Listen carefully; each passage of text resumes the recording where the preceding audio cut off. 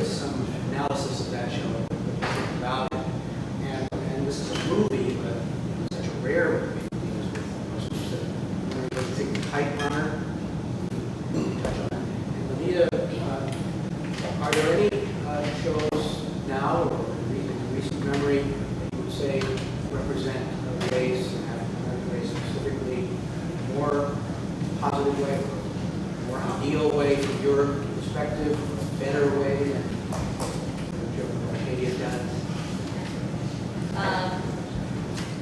Not necessarily positive, just looking for complicated, And The Wire emerges for me as a space for that.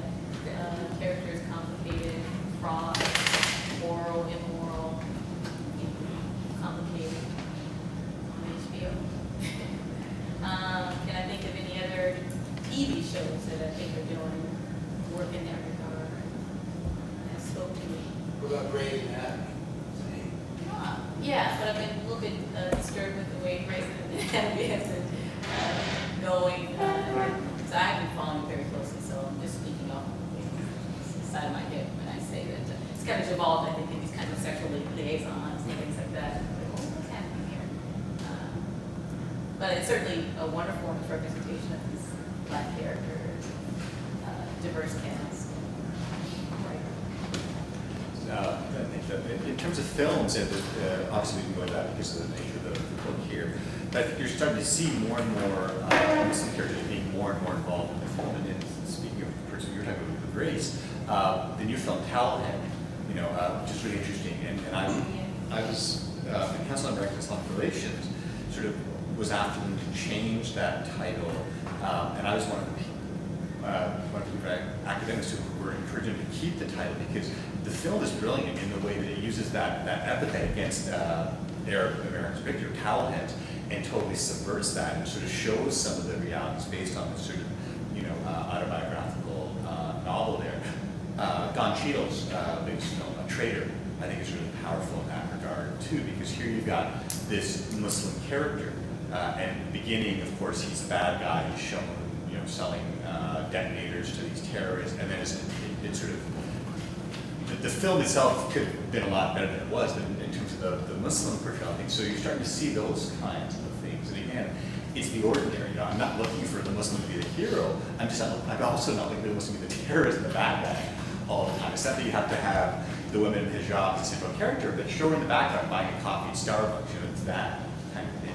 In terms of the television, again, it was outside the purview of this book that focused on the television drama, but that season of Aliens in America, I love that show because again, it's that sort of reality of here's this family that wants to bring in an exchange student because it'll pump up the sort of geeky son, and they're expecting Thor from Sweden, and they get Raja from Pakistan, who dresses in shalwar kameez and talks in an accent, a Pakistani accent there. And so part of it for me is just, it's nice to see yourself on screen, to see people that look like my family, to see people that talk like my family, to see people that dress like my family, because there's a little bit of that.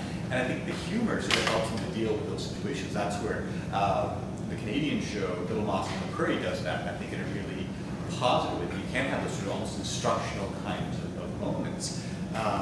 We didn't talk about it here, but with an Anthony's paper on Saving Grace, the Leon Cooley character, there's a storyline where he converts to Islam, and they've done that, I think, in a very sophisticated way, and they've done that, frankly, in a brilliant way, because the person that advised them on that was me.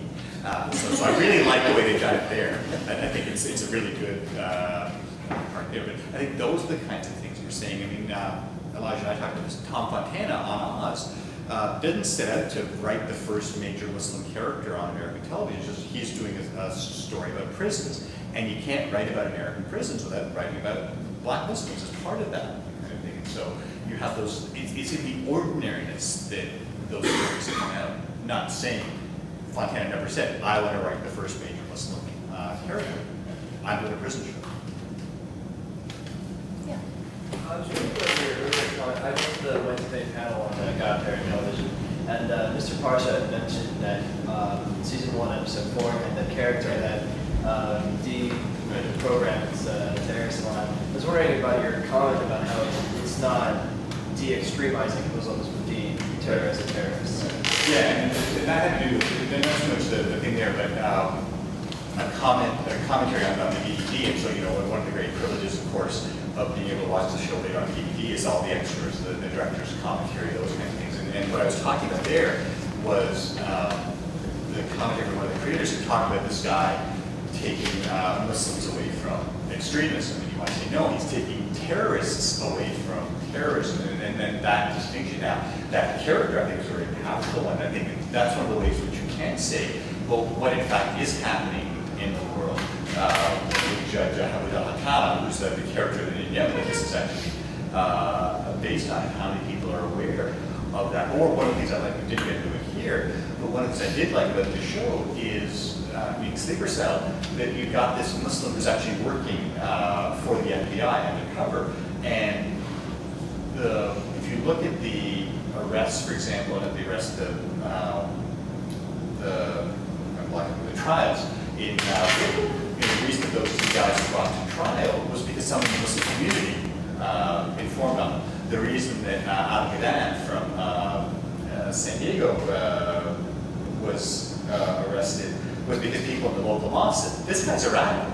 And so, but you don't tend to see that on television. So the Muslim cooperation with law enforcement, you know, and so those are the kinds of things I like about that show to show that. I mean, obviously it glorifies it with the Michael Lee character there. More I'm sorry. here, and then we'll go to Sheila. In that movie that you showed, Ms. Jacobs, you showed a black female, but what I see in her is what we in my culture call mulata or mulatto, because that's now where we're going with the candidate, who is perfect in the sense that he's white and black. So we would call him a mulatto. But in our culture here in the States, we call that person black. Now, in that movie, I heard affirmative action and disability and institutional racism. I think that in this country, we'll never deal with the issue of racism. It's happened here in this institution, it's happening in the larger society, and we'll see it in films, and we'll see it for some time to come. And this is the time where we are going to address it because of the candidacy of one of the two men. Now, I also have here in my notes that the candidates, one of them is Hussain. Barack Hussain. So that also brings another factor. Also, I heard that some American blacks, or if you want to call them Negro, you know, we use Negro in our culture, Negro. We have Muhammad Ali, and we have Abdul, and we have these names. And there is a connection with my culture because the Arabs were in Spain for 700 years. So that's our ancestry. We're Jewish and Arab, we Latinos today. So the cultures, African American and Latino American, have that connection with the Arabs. Ours is the Moorish. So I'd like to ask now, since we're also dealing with television, we had two actors. One of them was governor here, and he went on to be a president. We now have an actor who is the governor. That's the connection with television and the movie industry. I'm sorry that Professor Busto is not here, but the question I have is, in view of these factors that I just enumerated, my personal opinion here is, are we going to deal with racism in our